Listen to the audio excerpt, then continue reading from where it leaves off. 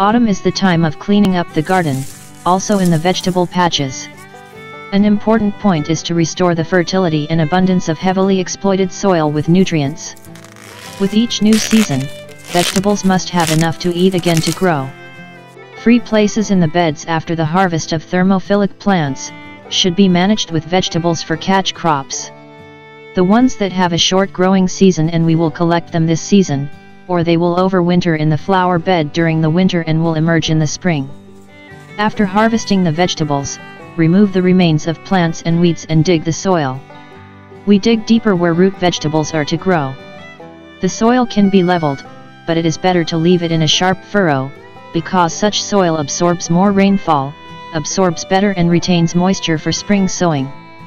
We dig at least 30 centimeters deep, turning the soil over. We also choose grubs and wireworms, which gather supplies in the fall and are easy to select.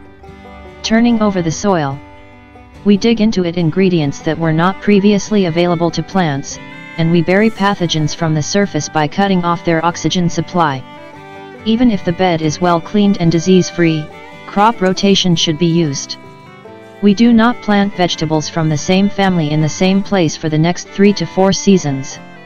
After the harvest is finished, we can sow the so-called green fertilizers, e.g. rye. Then we dig the sown plants from the soil and leave them there.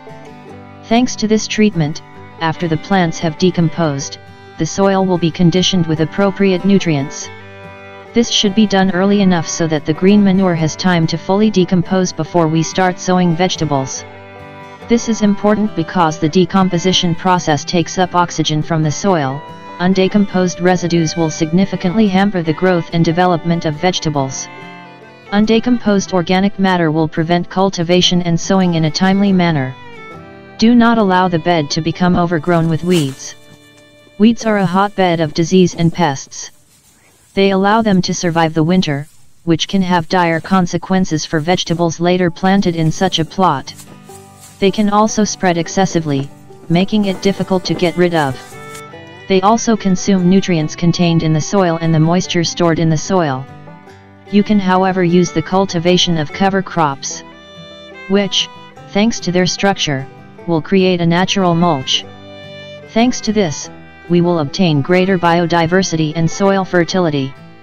We can create such a soil cover from plants that grow rapidly, creating a dense green mass and have a dense root system. These will be, for example, plants from the legume family, rye, phacelia, or mustard. However, if the soil has previously been contaminated with diseases or infested with pests, this method should not be used, as this can lead to the survival of the spores and pests.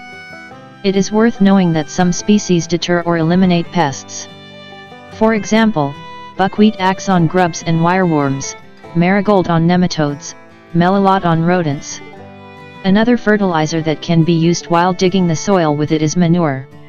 It is probably the best fertilizer and growth stimulator that exists. When digging, it is worth adding wood ash to the manure, among other materials. It contains phosphorus, potassium, disinfects the soil from pathogens, repels pests, and acts like lime. It is worth checking the pH of the soil and additionally liming it if the soil is too acidic. Manure and lime should be dug well with the soil, but never used at the same time. There should be a break between them for several weeks. Another way to care for vegetable beds after harvest is mulching them. These can be shredded legume haulm, mowed grass, without seeds or wheat seeds, leaves. In particular, elderberry leaves, which have soil disinfecting properties and repel most pests, with compost or wood bark. Such litter can be dug into a sharp furrow in late autumn or left until spring, and then mixed with the soil. Additionally, you can cover the hole with cardboard, which will save you weeding and picking up the weeds in spring. The cardboard will cut off the light supply, but it is permeable to water and decomposes, so in the spring you can dig through the wet cardboard with the soil or simply remove it. Remember to clean up and remove the leftover vegetables that were sick. It is best to burn them or bury them somewhere else. This will allow the spores to be destroyed and disease to be avoided in the next season. If the soil was contaminated, you can decontaminate the soil with wood ash. Then it should be dug with soil and sprinkled on top.